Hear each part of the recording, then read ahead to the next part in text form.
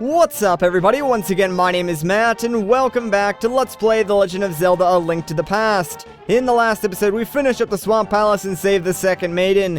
In this episode, well, we're going to be doing a lot of side questing, so let's get started. We're going to travel all across the Dark World and the Light, collecting a few pieces of heart, some new items, and even an upgrade or two, so should be a pretty fun time.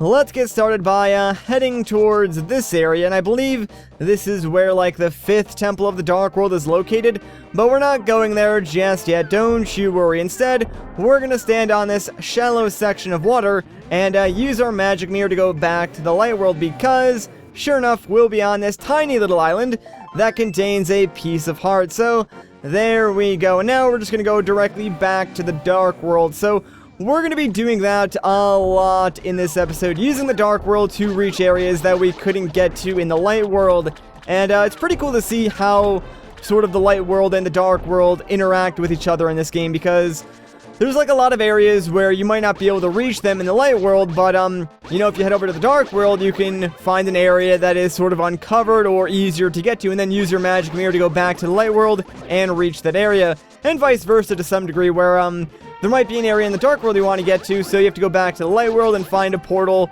that leads you into the Dark World, since you can't actually use the magic mirror in the Light World to go to the Dark World. It's only like from the Dark World to the Light World, which kind of makes things a little bit confusing, but you get the hang of it very quickly. Anyways, so we're going to go back to pretty much where we started out this episode on, and I know it seems kind of weird, but that one piece of heart was like the one that was sort of out of the way. We will be going back towards that area to some degree later on, but I figured we might as well do that first, just so we're sort of going in a circle, if it makes any sense. That way, you know, we don't waste too much time. At least, that's my theory. I'm not sure if in practice that's going to work, but we'll figure it out as we go. Anyways, though, we're going to make our way towards the west section of the map. We would be going towards the desert if we were in the Light World, but here in the Dark World, we actually can't even reach that section of the map right now. What you want to do, though, is stand in between all these purple pillars and use your magic mirror to go back to the Light World, because then you'll be on this ridge that you couldn't get to otherwise. And right over here is one of those fancy stone slates. So let's use our Book of Medora to translate, and it says, "Hold up the Master Sword and you will get the magic of Bombos." Alright, well, let's do it. And holy crap, look at this, man. That's Bombos. And then it just, like, blows up and kills everything. It's amazing. So there we go. We got the Bombos medallion. Its magic makes the ground explode with power. Watch your magic meter. So yes, it does eat up a lot of magic, but it is pretty dang strong. And we should be getting the magic meter upgrade in this video, so it might not be that big of a deal once we get that. Also, Bombos is probably my favorite of the 3 medallions that you get. It's so amazingly powerful. And we probably will make use of it just a little bit in the next temple, since there are a couple of screens in that temple where being able to destroy everything in one fell swoop is really, really helpful. Alright, so yeah, that shortcut still does exist here in the Light World, which is good because we need to make our way over here. Now, watch out for this tree, because you'll notice that the eyes on this tree actually move, and I'm pretty sure if we attack this tree, it will spit out a bomb at us, which is kind of weird. I think it's like the only tree in the game that does that, but figured I would mention it. Anyways, let's stand right inside this circle of flowers and use our magic mirror again, because, well, like before, it's going to put us on top of this mountain ridge that we couldn't reach, and inside this cave is another piece of heart. So let's pick that up, and 2 more, and we can complete another heart container. And guess what? We're going to get those 2 heart pieces before the end of this video. So look forward to that, guys. You know I am, man. I cannot wait to get that 13th heart container. Alright, so while we're in the area, let's head up into this weird grove, because there's a specific NPC that I would like to talk to, and it's this guy. So let's see what's up. After wandering into this world, I turned into this shape. Oh no! I enjoyed playing the flute in the original world. There was a small grove where many animals gathered. I want to see that place again. I buried my flute there with some flower seeds. Will you try to find it for me? Sure. Then I will lend you my shovel. Good luck. Alright, so with that, we got ourselves the shovel. We can dig in many places. You never know what you'll find. Alright, so, yeah, let's go back to the light world real quick, because that's where the grove actually is. And there he is, playing his flute, and there's all the animals that ran away because we scared them off. And oh no! He's disappearing! And I guess that's how he got to the dark world. How he buried his flute, I have no idea, but let's grab that shovel and dig right here. And oh my gosh, it's the Ocarina of Time! Just kidding, it's a flute. Its music surely has some mysterious power. Alright, so now that we got the flute, let's go back to the dark world and show it to him. So I found your thing, buddy. Thank you, Link. But it looks like I can't play my flute anymore. Please take it. If by chance you go to the village I lived in, please give it to a tired old man. You will find there. Well, my mind is getting hazy. Please let me hear the sound of the flute one last time. Alright, sure thing, buddy. So let's play him his song.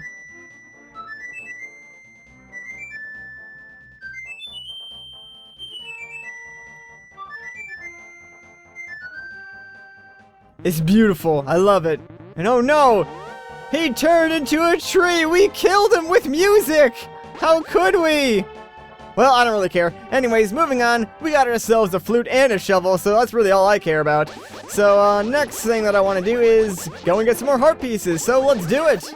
And, this might seem kinda strange. So, basically, I want to make my way over to Kakariko, and I know I'm going the completely opposite direction of that, town right now, but that's because I kinda want to stay in the dark world. It's actually a lot easier to travel to the light world and then back to the dark world if you start in the dark world. So, although I could, you know, go to the light world, go to Kakariko, and I believe there's a portal there in Kakariko that will lead me back to the dark world, I think it might be a little bit easier just to, you know, travel the world this way and then use the magic mirror to go back to the light world and do the stuff I need to do there, then use the portal that the magic mirror creates to go back to the dark world, because pretty much no matter what, I want to end up in the dark world just because that's where all the temples are located. So this might be a little bit longer, but it also might make getting back to the dark world just a tad easier, so that's why I'm doing it this way.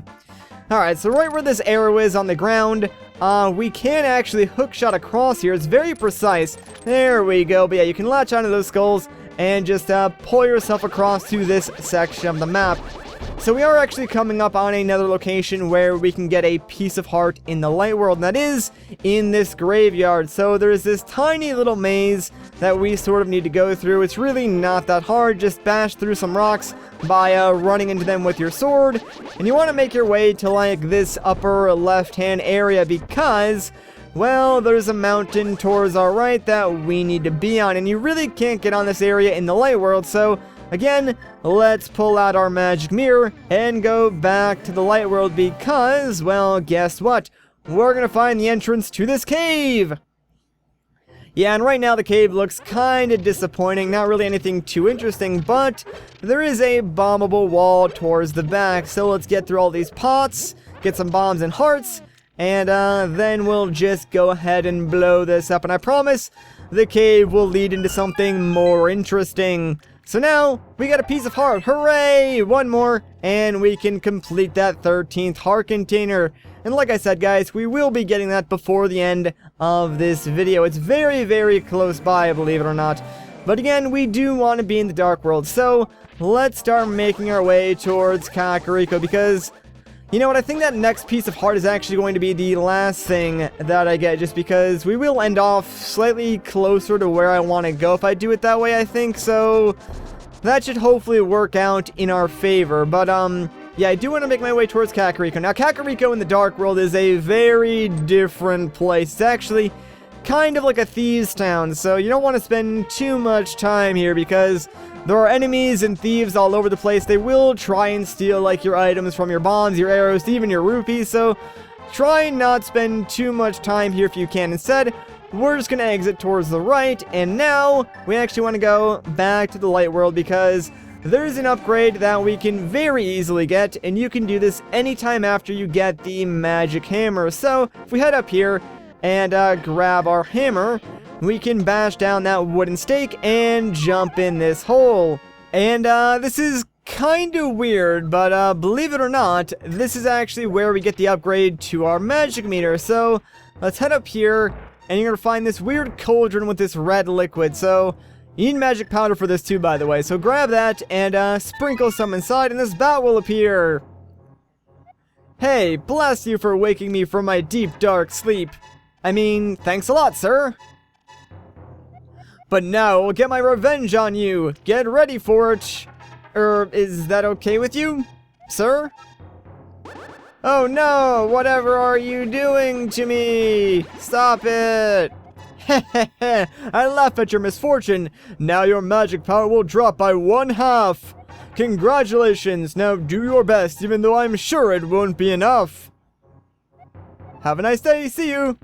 So yeah, the game makes it seem like now we have half as much magic as we did before, but that is not the case whatsoever. Instead, now all of our magic consuming items use half as much magic, so essentially we have double the magic we had before, although the game doesn't really present it that way. It's kinda confusing, but just trust me on that one, guys. That was a good thing, it wasn't actually bad. Now, actually, there is something I just remembered, so very quickly, get out of here, thief, you're in my face. Let's use our magic mirror and go back to the light world, because there is one other thing that we can do while we're in Kakariko, and it was pretty much the entire reason why I came here. So now that we have our flute, we can stand next to this bird statue, and if we play the song one more time,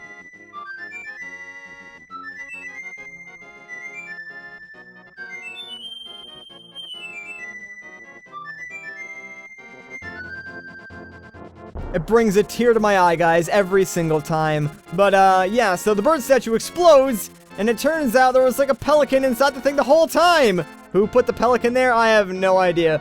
But now when we play our magic flute, the pelican will swoop by and pick us up and sort of allow us to fast travel to various different locations. I would show it off, but we don't really have a need to do that right now, so I'm not gonna bother. Instead, let's run away from that thief because I don't want him stealing any of my money or my goods because, you know, they're mine, obviously, so get out of here, man. But we're actually gonna head up towards sort of another entrance to the Lost Woods, but we're not actually gonna go into the Lost Woods. There's also some lumberjacks in this area too if we were inside the light world, and previously they were like trying to cut down a tree, but I also never went up there to show that off. But just trust me, they were trying to cut down a tree, so I guess like this is really as good of a place as any to use the magic mirror and go back to the light world, so why the heck not?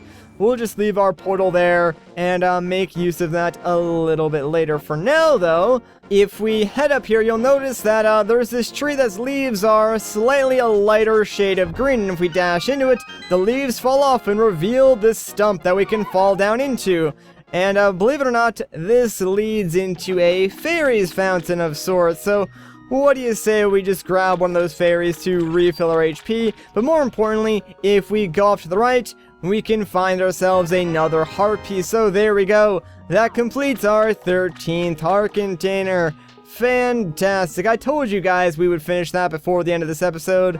But now that we've done that, you know what? I think this is as good of a place of any to end off the video. So if you guys enjoyed this part, a like rating would be greatly appreciated. If you want to see more, consider subscribing. But once again, guys, my name is Matt. Thank you so much for watching, and I'll catch you in the next one.